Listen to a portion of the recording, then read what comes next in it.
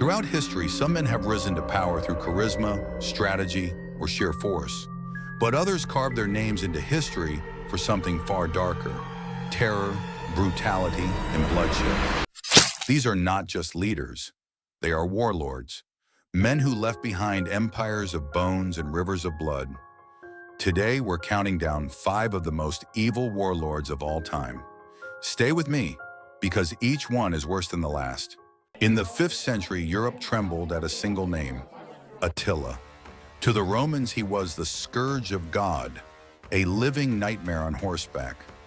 Leading the Huns, Attila unleashed wave after wave of raids across the crumbling Roman Empire. Cities that had stood for centuries were reduced to ash in days. What made Attila so terrifying wasn't just the destruction, but the anticipation of it. Rumors spread faster than his armies. Villages abandoned their homes at the mere mention of his approach. Mothers used his name to scare children into obedience. To the Romans, he wasn't just a warlord, he was an unstoppable force of chaos. Attila demanded enormous ransoms of gold to spare cities. Sometimes he kept his word, sometimes he didn't.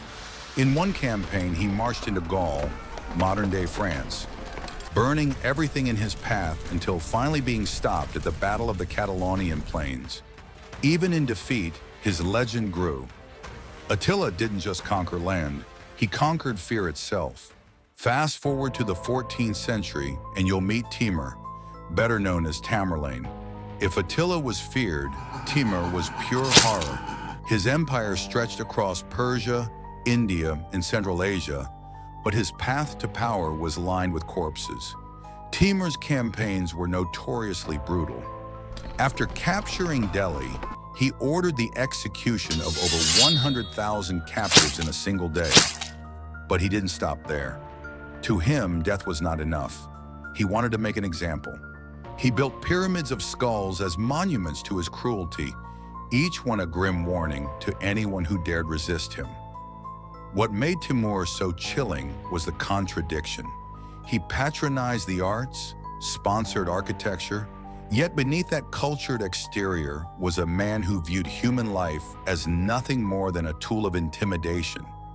His empire didn't last long after his death, but the terror he inflicted echoes through history. Timur wasn't just a conqueror, he was a butcher who turned war into a spectacle of death. When you hear the name Dracula, you probably think of vampires, castles, and gothic horror. But the real man behind the legend, Vlad the Impaler of Wallachia, was far scarier than any fictional monster. Ruling in the 15th century, Vlad earned his infamous nickname from his favorite method of execution: impalement. Enemies, criminals, even rival nobles were skewered on giant wooden stakes and left to die slowly in agonizing pain.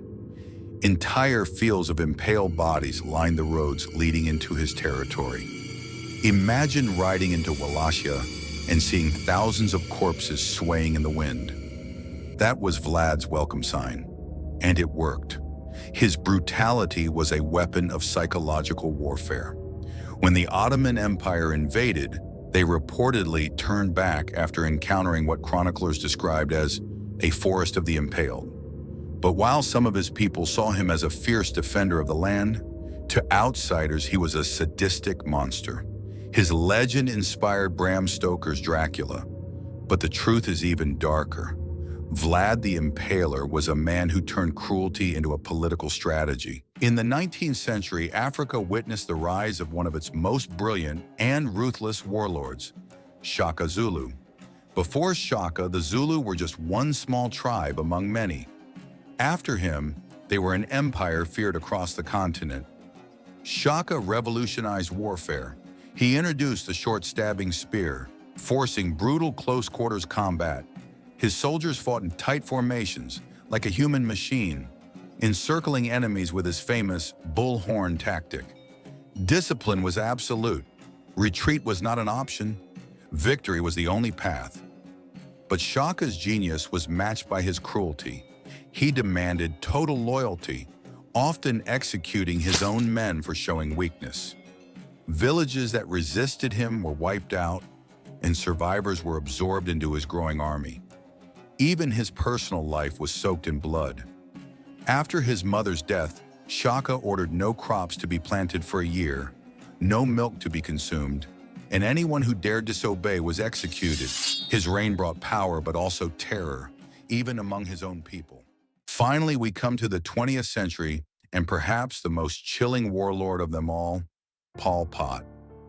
Unlike the others, Pol Pot didn't just conquer enemies on the battlefield. He waged war against his own people. As leader of the Khmer Rouge in Cambodia, Pol Pot dreamed of creating a pure agrarian society, free of modern influence. But his vision turned into one of the darkest chapters in human history. Between 1975 and 1979, his regime forced millions into labor camps, banned education, religion, even family life. Anyone suspected of being corrupted by modern ideas, teachers, doctors, monks, was executed. Glasses alone could be a death sentence, seen as a sign of intellectualism. The result was the Cambodian genocide.